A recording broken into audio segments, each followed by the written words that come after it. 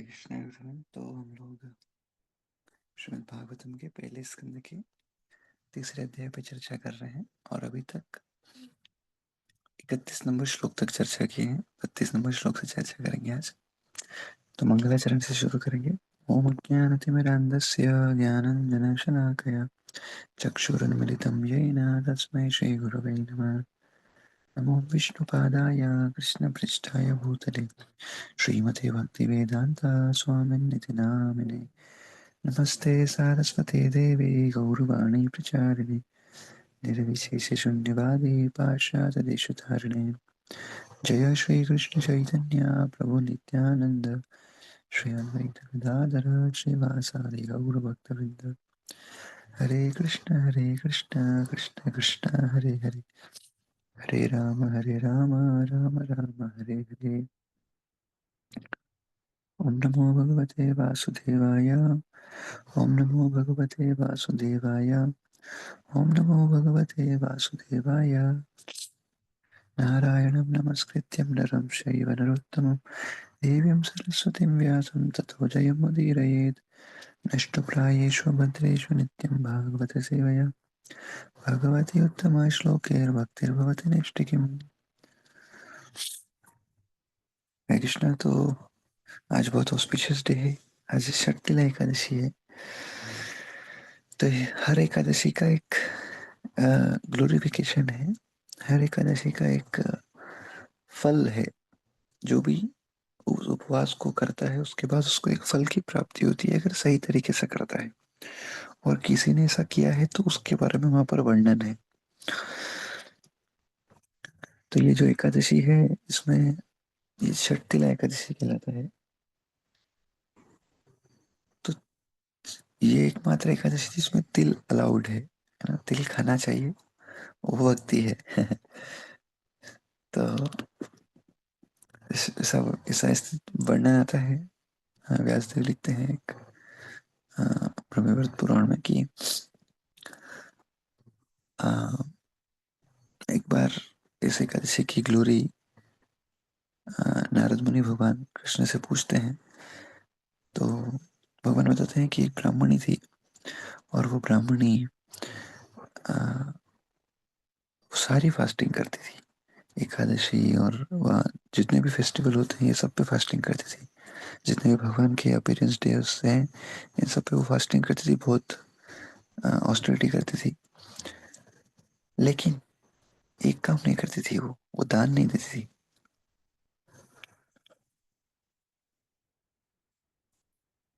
तो भगवान सोचे यार ये क्या बात है, ये तो एक पक्ष निभा रही है दूसरा पक्ष नहीं निभा रही है। एकादशी में फास्टिंग कर रही है पर दान नहीं देती है, क्या बात है। तो भगवान खुद आते हैं उनकी परीक्षा लेने के लिए। लेकिन भगवान अपने आप को शिव जी के फॉलोवर के रूप में लेके आते हैं। तो भगवान मुंडी वगैरह की माला पहन के और इस तरह से थोड़ा परिवेश में आते हैं और आते और उस ब्राह्मणी के घर पे आते हैं। और वो ब्राह्मणी पूछती है कि आप यहाँ पर क्यों आए। तो बोले दान लेने के लिए आओ। तो क्या करती है, मिट्टी का एक पल्प, क्या बोलते हैं उसको, मिट्टी का एक ठेला रहता है, वो मार देती है भगवान को, उसके भगवान के कमंडल पे। तो भगवान वो लेके निकल जाते हैं और देखते हैं कि she is qualified to enter into, भगवान के धाम में जाने के लिए क्वालिफाइड है। तो भगवान क्या करते हैं, उसको शरीर उनके धाम में ट्रांसफर कर देते हैं। तो वो जब जाती है, लेकिन उसने दान दिया था क्या, मिट्टी, तो वो मिट्टी का ही घर बनाते हैं भगवान उसके लिए। लेकिन उसमें खाने के लिए कुछ भी नहीं रहता है। उसमें खाने के लिए कुछ नहीं रहता है। तो जब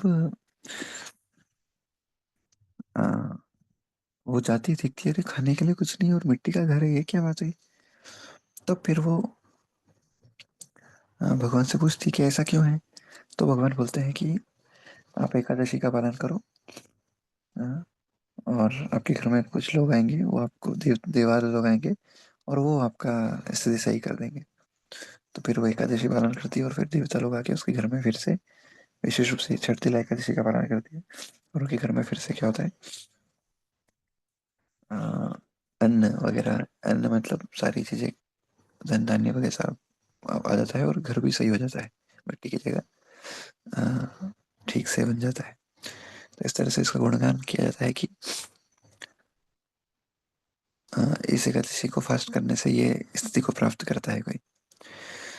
तो इस एकादशी पे ऐसा बोलते हैं कि तिल का दान सबसे महत्वपूर्ण माना जाता है। तिल का दान, तिल को स्वीकार करना खाने के रूप में, और मतलब इसी एकादशी में तिल अलाउड है, बाकी किसी एकादशी में तिल अलाउड नहीं। तो इसलिए तिल खाया जाता है इस एकादशी में, तिल या तिल के प्रोडक्ट्स। तो उसमें भी अलग अलग 3 तरह का तिल है ना, वाइट, काला तिल है, सफेद तिल है, और ब्राउन ब्राउन तिल है। तो इसका दान करना चाहिए, इसको खाना चाहिए, ब्राह्मणों को देना चाहिए, इस तरह से इसका वर्णन है। इसलिए आज के दिन इस्कॉन मंदिरों में या कई सारे वैकुंठ जितने भी भगवान विष्णु के मंदिर है, इसमें लोग जा जाके तिल दान करते हैं। तो इस तरह से इसका ग्लोरी है। तो सबको फास्टिंग करना चाहिए, और अगर आप कुछ पाते हैं तो तिल जरूर खाइए। हाँ, तिल का प्रोडक्ट भगवान को भोग लगाइए और उसको स्वीकार करके और फास्टिंग करिए। ऑफ कोर्स सबसे अच्छा है निर्जला, नहीं तो फिर जल के साथ, नहीं तो फिर फल के साथ। तो इस तरह से, और ज़्यादा से ज़्यादा भगवान का नाम जप करना, ज़्यादा से ज़्यादा भगवान की कथा श्रवण करना, ज़्यादा से ज़्यादा भगवान से रिलेटेड यानी श्रीमद् गीता, श्रीमद् भगवद गीता, श्रीमद् भागवतम आदि ग्रंथों का अध्ययन करना, और इस तरह से अपने आप को इंगेज रखना कृष्ण कॉन्शियस एक्टिविटी में।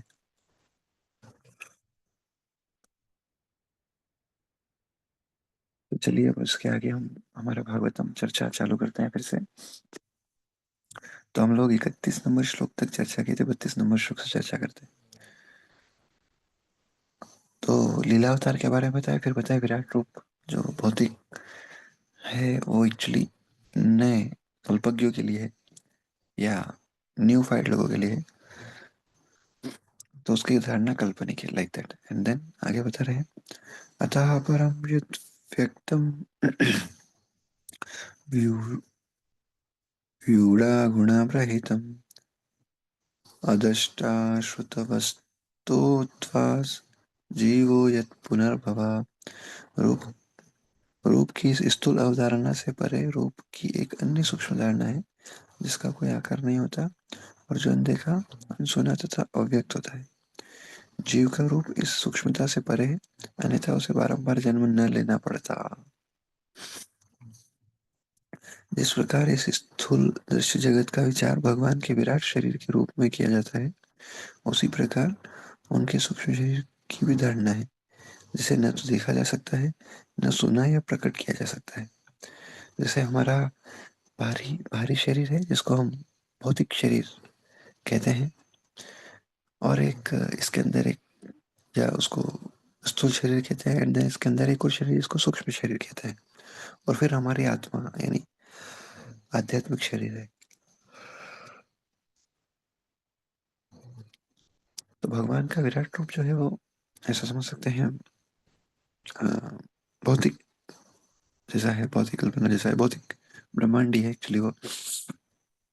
और जो सूक्ष्म शरीर है वो भी है, लेकिन वो दिखता नहीं किसी को, उसकी उसको देखा नहीं जा सकता है, सुना या प्रकट नहीं किया जाता है भगवान के द्वारा।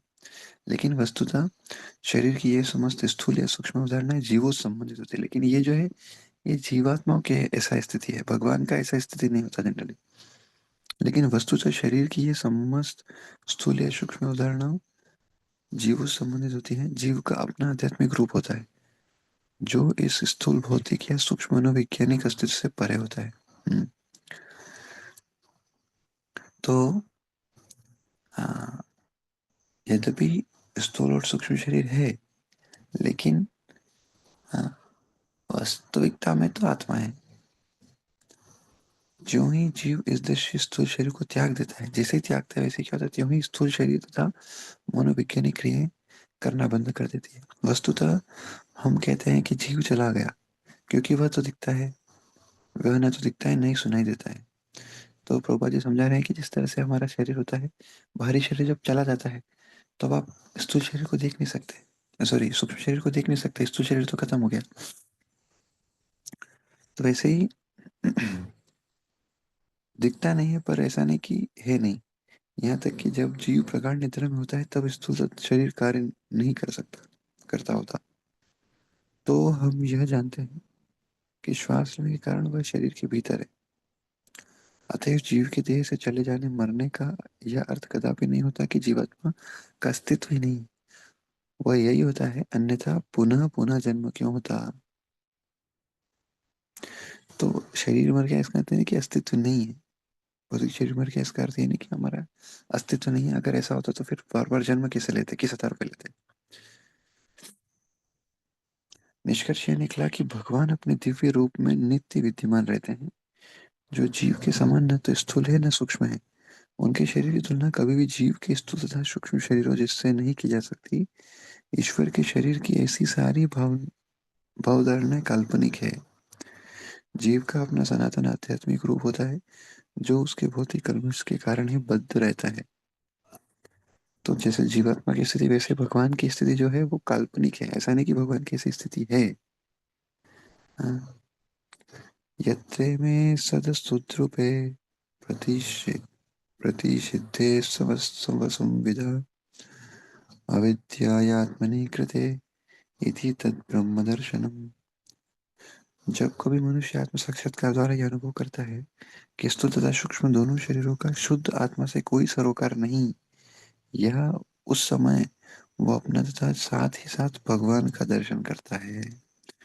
तो किसी को भगवान का दर्शन करना है तो उसको ये भौतिक जो शरीर है स्थूल और सूक्ष्म, इनका इनको त्यागना या इनके इनसे परे जाना से ही वो भगवान का दर्शन कर सकता है। वो जब ये समझे कि वो आत्मा है, शरीर नहीं। पर मैंने आपको बताया था, हम सुनते हैं कि हम शरीर नहीं, हम आत्मा है। पर हम कितने लोग इस स्वीकार कर लिए, चलिए स्वीकार कर लिए, लेकिन कितने लोग इसको आत्म साक्षात्कार कर लिए, कितने लोग। बहुत गिने चुने लोग, वो भी बहुत मुश्किल से। तो ऐसा क्यों है? क्योंकि ये पारमार्थिक लेवल पे हमको अचीव करना है। ऐसा नहीं कि आज अचीव कर सकता है, कोई कर सकता है लेकिन बहुत मुश्किल है।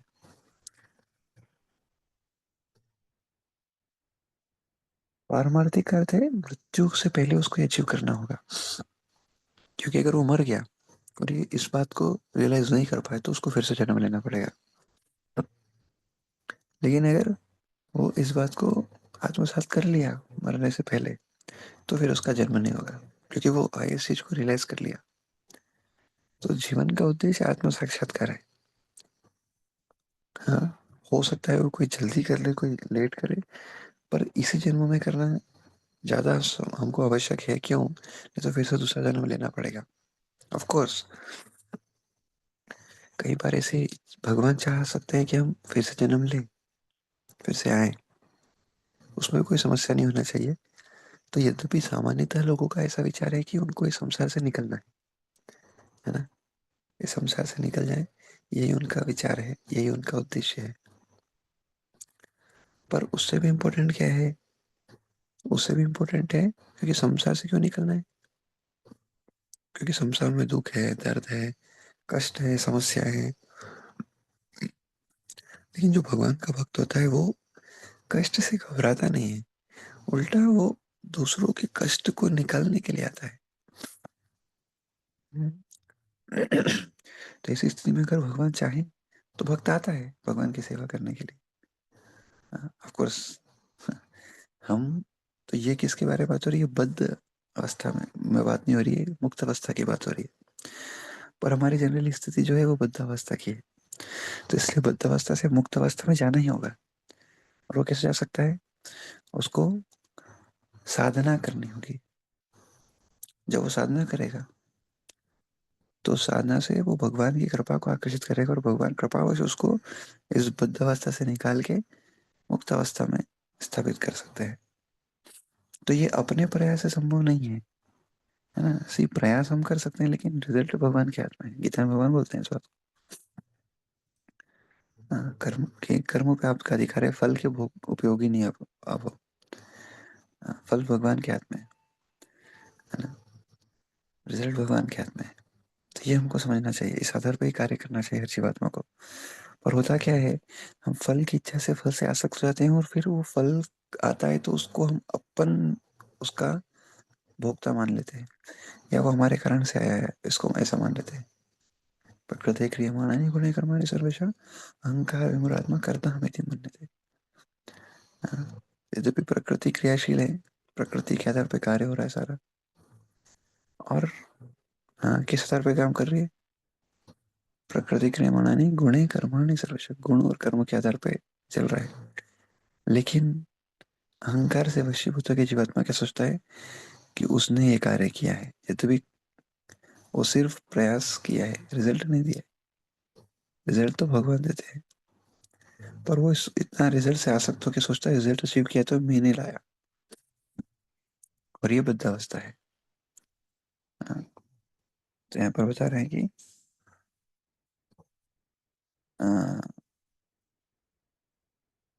आत्म साक्षात्कार तथा मोह में यही अंतर है कि स्थूल तथा सूक्ष्म शरीरों के रूप में भौतिक शक्ति का क्षणिक या भ्रामक आरोपण आत्मा के बाह्य आवरण है। ये आवरण अविद्या से जी जनित है। ऐसे आवरण भगवान के व्यक्तित्व पर कभी प्रभावशाली नहीं होते। इसको भली भांति जान लेना ही मुक्ति या परमेश्वर का दर्शन है। हम्म, तो भगवान की ऐसी स्थिति नहीं है हमारे जैसी, ये हमको समझना चाहिए। तो ये सब आवरण जो है ये अविद्या से आते हैं। हाँ, अविद्या क्या है? देखो, सबसे बड़ी समस्या ही अविद्या। अविद्या से ही सारी जीवात्माएं पाप ये सब करते हैं। तो अविद्या का उल्टा क्या है? विद्या। तो विद्या जरूरी है। हाँ, जब तक व्यक्ति जानेगा नहीं क्या करना है, कर नहीं पाएगा। इसे जानना जरूरी है। हाँ, पर वो विद्या सिर्फ ज्ञान के स्तर की नहीं है, नहीं सिर्फ हमको पता है ऐसा नहीं होना चाहिए, एप्लीकेशन भी होना चाहिए उसका, तब जाके वो साक्षात्कार में परिवर्तित होती है। हाँ, तो इसलिए सिर्फ सुनेंगे, अप्लाई नहीं करेंगे तो साक्षात्कार नहीं आने वाला है किसी को। तो करने से ही साक्षात्कार आते हैं, अलग अलग तरह के। और जो भी भक्ति में है, अगर उसको साक्षात्कार नहीं आएगा तो भक्ति में रह भी नहीं सकता। तो साक्षात्कार तो सबको आते हैं, पर वो साक्षात्कार को कैसे लेता है वो भी जरूरी जानना।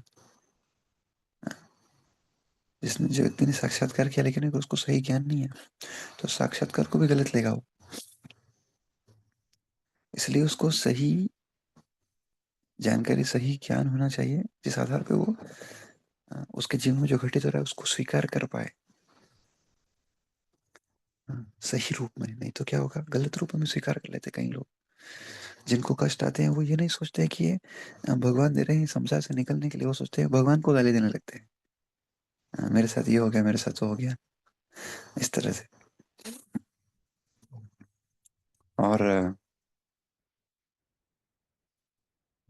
तो इसका अर्थ यह होता है कि इस सदृश अर्थात आध्यात्मिक जीवन अपनाने से पूर्ण आत्म साक्षात्कार संभव हो पाता है। आत्म साक्षात्कार का अर्थ क्या अर्थ है? अर्थ है स्थूल तथा सूक्ष्म शरीर की आवश्यकताओं के प्रति अन्य मनस्क होना और आत्मा के कार्यों के प्रति गंभीर बनना। तो आत्म साक्षात्कार का अर्थ प्रभुपाद जी यहाँ पर बता रहे हैं कि स्थूल और सूक्ष्म ये दोनों शरीर हमारे अंदर, स्थूल शरीर पंच महाभूत से बना है, पृथ्वी अग्नि जल वायु आकाश, और सूक्ष्म शरीर मन बुद्धि अहंकार से बना है। ये दोनों की जो डिमांड है, तो दोनों की जो आवश्यकता है, इसको मिनिमाइज कर देना और सबसे ज्यादा कार्य करना आत्मा के लिए, जो हमारी रियल आइडेंटिटी है उसके लिए। इस स्थिति में कोई आत्म साक्षात्कार में हो सकता है। तो जब तक कोई व्यक्ति इंद्रिय निग्रह नहीं करेगा तब तक तो उसको संभव नहीं है। और इंद्रिय निग्रह में सबसे बड़ा बाधा क्या है? सबसे बड़ा बाधा है हाँ, सबसे शुरू होती है इसकी लस्ट से, काम से। तो ये पद्यावली में रूप गोस्वामी पाद बोलते हैं, ध्यान सुनना इस बात को। पद्यावली में रूप गोस्वामी पाद बोलते हैं कि जो व्यक्ति अपनी काम वासना पे विजय प्राप्त करना चाहता है, तो काम वासना पे विजय, लस्ट पर विजय कोई व्यक्ति न तो सेफ्रॉन धारण करके पा सकता है, न तो बाहरी रूप से कपड़े बदल के उसको ऐसा है कि वो कंट्रोल में आ जाएगी। ब्रह्मचारी सन्यासी का वस्त्र स्वीकार करने से नहीं आएगी।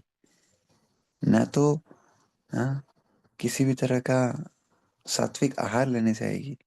है ना, आहार लेने से ये हो जाएगा, उससे भी नहीं आएगी। ना तो किसी तरह की आयुर्वेदिक मेडिसिन या एलोपैथिक मेडिसिन खाने उसकी काम वासना चली जाएगी। हाँ, और ना तो किसी भी तरह के व्यायाम, योग, शारीरिक क्रियाओं से आने वाली किसी भी तरह से नहीं आएगी। एकमात्र तरीका उसका ये है, वो कब जाएगी, जब कोई भगवान गोविंद के चरण की वो स्वीकार करेगा तभी जाएगी। हाँ, और इसीलिए बोला जाता है ऊंचा रस स्वीकार नहीं होगा, ऊंचा रस नहीं लगेगा तब तक ये नीचा रस कोई नहीं छोड़ पाएगा। तो सिर्फ कपड़े बदलने से, सिर्फ आहार सही लेने भर से, हाँ, या रेगुलेटेड लाइफ करने से काम वासना जाने नहीं वाली है। You can control it to some extent, पर ये जाएगी नहीं। वो सिर्फ और सिर्फ एक ही स्थिति में जाएगी, भगवान गोविंद की चरण स्वीकार करने से। ये बहुत जरूरी समझना। कई बार हम सोचते हैं कि हम बाहरी रूप से बदल जाएंगे तो हमारी चली जाएगी काम वासना। ऐसा नहीं होने वाला है, कभी नहीं होने वाला। रूप गोस्वामी बात बोल रहे हैं, पद्यावली में कोट करते हैं इस बात को, और उसका उत्तर भी देते हैं कैसे जाएगी। भगवान गोविंद का चरण स्वीकार करने भर से ही जाने वाली है। हाँ, यानी ऊंचा रस प्राप्त जब तक कोई नहीं करेगा तब तक तो नहीं जाएगी। हाँ, तो इस दुनिया में लोग इन सब चीजों को सिर्फ क्या कर रहे हैं, नियंत्रित कर रहे हैं बस। खत्म नहीं कर सकता कोई, सिर्फ भगवान ही कर सकते हैं। तो कई लोग ऐसा बोलते हैं, अरे हमारे अंदर तो, हमको तो क्रोध ही नहीं आता। ऐसा सब बोलना ही मूर्खता है। क्रोध क्रोध नहीं आता। शास्त्र ऐसा बोलता है कि व्यक्ति, कोई भी व्यक्ति क्रोध से बच नहीं सकता। क्रोध तो आएगा, बस इस क्रोध को सही जगह लगाना पड़ेगा उसको। कंट्रोल कर सकता है कोई व्यक्ति, पर ऐसा बोलना अपने आप में एक अनर्थ का लक्षण है। हाँ, तो कभी भी किसी व्यक्ति को नहीं सही बोलना चाहिए कि मुझे कोई काम नहीं है, मुझे कोई क्रोध नहीं, मुझे कोई अहंकार नहीं। हाँ, मैं किसी से ईर्ष्या नहीं करता हूँ। ये सब बोलना ही एक अनर्थ का लक्षण है। मान बन रहे हो अपने आप को, बहुत महान समझ रहा है व्यक्ति। ये बोला नहीं जाना चाहिए, और स्वीकार कभी सोचना भी नहीं चाहिए कि ऐसा हमारी स्थिति है। आपको हमेशा ये सोचना चाहिए कि हम तो इन सबसे पूरी तरह से प्रभावित है, हमारे अंदर ये भर भर के है। तब तो कोई प्रयास करेगा ना इससे निकलने का। अगर कोई मानता है कि उसके अंदर है ही नहीं तो क्या प्रयास करेगा वो। जब वो स्वीकार करेगा कि हाँ मेरे अंदर ये बहुत तीव्र स्थिति में, आप कृपा करिए, तुम नम्रता से निकल पाएगा वो। भक्ति प्राप्त करने के लिए सबसे इम्पोर्टेंट है नम्रता। जब कोई व्यक्ति नम्र नहीं है तो वो कुछ अर्जित नहीं कर पाएगा, कुछ भी नहीं ले पाएगा। हाँ। यहाँ पर बता रहे हैं कि आत्म साक्षात्कार का अर्थ क्या है ना, देन अविद्या के कारण अपने हित की गणना स्थूल तथा सूक्ष्म शरीरों को ध्यान में रखकर की जाती है। फलस्वरूप सारे कार्य, जन्म जन्मांतर के कार्यों का सारा ढांचा ही बिगड़ जाता है। किंतु जब कोई मनुष्य समुचित अनुशीलन द्वारा आत्मा से भेंट करता है, समुचित अनुशीलन का मतलब है समुचित क्रिया, भक्ति। हम्म, पर अलग अलग अलग युग में अलग अलग था। तो अभी इस युग के लिए तो भक्ति है, नाम, हरि नाम। तब आत्मा के कार्यों का शुभारंभ होता है। फलस्वरूप जो व्यक्ति आत्मा के कार्यों में व्यस्त रहता है वह बद्ध जीवन में रहता हुआ भी जीवन मुक्त कहलाता है। हाँ, तो आत्मा के कार्यों में जो व्यस्त है, आत्मा के कार्य क्या है, भगवत भजन से रिलेटेड जो भी है ये सब। हाँ, तो वह जीवन में बद्ध बद्ध जीवन में रहता हुआ भी जीवन मुक्त कहलाता है। आत्म साक्षात्कार की यह पूर्ण अवस्था किसी कृत्रिम साधन से नहीं, अपितु निरंतर दिव्य स्थिति में रहने वाले भगवान के चरण कमलों का आश्रय ग्रहण करने से प्राप्त की जाती है। और यह अवस्था कैसे मिलेगी? हाँ, भगवान के चरण कमल का आश्रय लेने वाले को ही प्राप्त होती है, न कि कोई बाहरी प्रयास से, बाहरी चीजों से। भगवद गीता में भगवान कहते हैं कि वे प्रत्येक जीव के हृदय में विद्यमान है, और उन्हीं से सारा ज्ञान, स्मृति या विस्मृति होती है। जब जीव भौतिक शक्ति, मोह का भोक्ता बनना चाहता है तो भगवान उसे विस्मृति के रहस्य से ढक देते हैं। ये कब ढकते हैं भगवान? जब वो भोक्ता बनना चाहता है। और हर जीवात्मा इस दुनिया में भोक्ता बनना चाहता है, इसलिए उसकी उसको क्या हो गया है, उसकी जो स्मृति है उसको भगवान विस्मृति में बदल दिए और ये रहस्य उसको दूर कर दिए कि वो आत्मा है। और इस प्रकार जीव स्थूल तथा सूक्ष्म शरीर को ही अपना स्व मानने का भ्रम पाल लेता है। और जब दिव्य ज्ञान के अनुशीलन द्वारा जीव विस्मृति के पास से छूटने के लिए भगवान से प्रार्थना करता है तो भगवान अपनी अहेतु की कृपा से जीव के मोह जनित आवरण को हटा देते हैं। किससे हटाते हैं? अपनी अहेतु की कृपा से। पर कब? जब वो दिव्य ज्ञान के अनुशीलन में जीवन विस्मृति के पास से छूटने के लिए भगवान से प्रार्थना करता है, गिड़गिड़ाता है, तो भगवान हटा देते हैं और वह स्व की अनुभूति करने लगता है कि वो कौन है। फिर वह बद्ध जीवन से छूटकर अपनी शाश्वत वैधानिक स्थिति में स्वयं को भगवान की सेवा में लगा लेता है। यह सब भगवान की बहिरंगा शक्ति के द्वारा आत या साक्षात अंतरंगा शक्ति के द्वारा संपन्न किया जाता है। हाँ, एक और श्लोक है, पढ़ लेते हैं, इसी सेक्शन के रिलेटेड है। यद्येपोष यद्येपोपरता देवी माया वेशारदीमति संपन्न एवेति विदुर्महि निस्वेमहीयते। यदि माया का शासन हो जाता है और यदि भगवत कृपा से जीव ज्ञान से संपन्न हो जाता है, माया दूर हो जाती है और भगवत कृपा से जीव ज्ञान को प्राप्त करता है, तो उसे तुरंत आत्म साक्षात्कार का प्रकाश प्राप्त होता है और वह अपनी महिमा में प्रतिष्ठित महिमा मंडित हो जाता है। क्योंकि भगवान परम ब्रह्म है, अतएव उनके रूप नाम लीलाएं गुण पार्षद तथा शक्तियां उनसे अभिन्न है। उनकी दिव्य शक्ति उनकी सर्वशक्तिमान के अनुसार शक्तिमत्ता के अनुसार कार्य करती है। वही शक्ति उनके अंतरंग बहिरंग तथा रस शक्तियों के रूप में कार्य करती है और वे अपनी सर्वशक्तिमान शक्तिमत्ता के कारण इन तीनों शक्तियों में से किसी के भी द्वारा कुछ भी कर सकते हैं। वे अपनी इच्छा अनुसार बहिरंगा शक्ति को अंतरंगा शक्ति में बदल सकते हैं। इसलिए भगवत कृपा से वो बहिरंगा शक्ति जो जो इसके इच्छुक जीवों को मोहने के काम में प्रयुक्त की जाती है, भगवान की इच्छा से बुद्ध जीव के पश्चाताप तथा तपस्या के अनुपात में शमित होती है। फिर यही शक्ति शुद्ध हुए जीव को आत्म साक्षात्कार के पथ पर अग्रसर होने में सहायक बनती है। इस प्रसंग में विद्युत शक्ति का दृष्टांत उपयुक्त होगा। निपुण विद्युत कर्मी एक ही विद्युत शक्ति को केवल समंजन के द्वारा गर्म करने तथा ठंडा करने के लिए काम में ला सकते हैं। इसी प्रकार बहिरंगा शक्ति तो जो जीव को मोहग्रस्त करके जन्म मृत्यु के चक्र में बारंबार डालती है, भगवत कृपा से अंतरंगा शक्ति में परिणत होकर जीव को शाश्वत जीवन प्रदान करती है।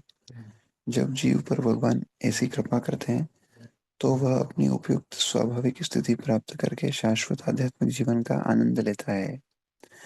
तो यहाँ पर उदाहरण दिया गया है, जैसे इलेक्ट्रिसिटी है, विद्युत शक्ति, उससे क्या होता है, वही इलेक्ट्रिसिटी से हम क्या करते हैं, फ्रिज भी चलाते हैं और हीटर भी चलाते हैं। दोनों का काम उल्टा है।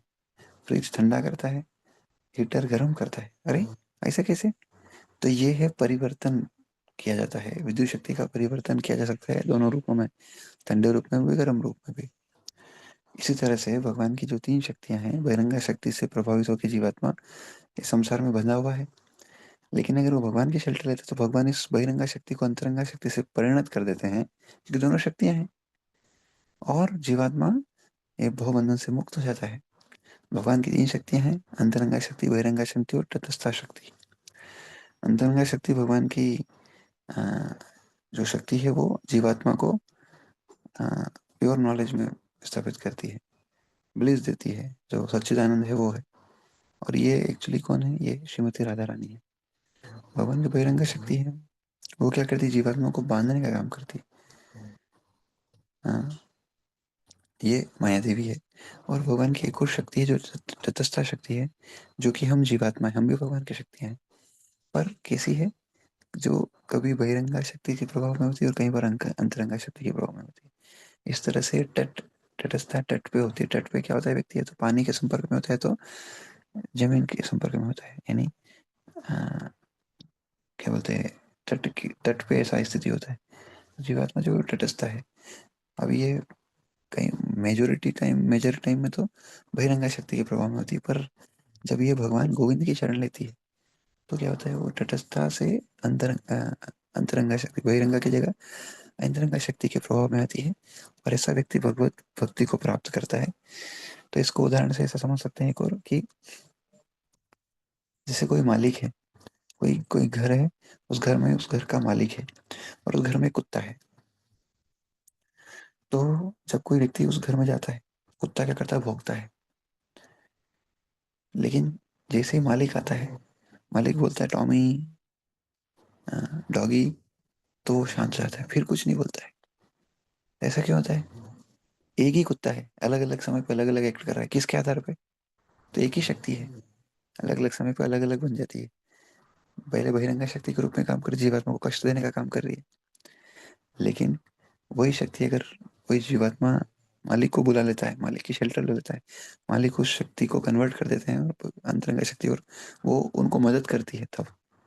तो इससे हम समझ सकते हैं, तो बहिरंगा शक्ति के प्रभाव में अभी जीवात्मा है, लेकिन अगर वो भगवान की शरण लेते हैं तो क्या होता है? जब भगवान की शरण लेने से बहिरंगा शक्ति में वो अंतर बहिरंगा शक्ति जो है अंतरंगा शक्ति में कन्वर्ट होती है और उस जीवात्मा को भगवत भक्ति में स्थापित कर देती है। लेकिन ये कैसे होगा? जब कोई तपस्या करेगा तब। और तपस्या के लिए सबसे बेस्ट डे क्या है? एकादशी। हर दिन करना चाहिए थोड़ा बहुत, लेकिन Ekadashi are the best days. उस दिन थोड़ा तपस्या करना चाहिए, थोड़ा वॉलंटियरली। तपस्या का अर्थ है वॉलंटियर, थोड़ा सा कष्ट स्वीकार करना हायर उद्देश्य के लिए। तो हम आज के दिन अगर उपवास करें, भगवान के भजन में अपने आप को लगाएं, दिस इज कॉल्ड तपस्या। ये हर वक्त को करना चाहिए। एंड देन इसके बाद 35वें नंबर श्लोक से अगला सेक्शन शुरू होगा, वो हम कल से चर्चा करेंगे। तो अभी एंड करते हैं। जय ग्रंथराज श्रीमद् भागवतम की जय, श्रील प्रभुपाद की जय, निताय गौर प्रेमानंदे, हरि हरि बोल। हरे कृष्णा एवरीवन। अनिल प्रभु, भारती माता जी, तेजी माता जी, मनीषा माता जी, मोहिनी माता जी, नम्रता माता जी, नीरज प्रभु, निखिल प्रभु, पूर्णिमा माता जी, प्रहर्ष प्रभु, राधा सखी माता जी, राहुल प्रभु, राकेश प्रभु, सौरभ प्रभु, स्वाति माता ji. Thank you everyone. So will end here. Srila Prabhupada की जय, निताय गौर प्रेमानंदे, हरि हरि बोल। हरे कृष्ण।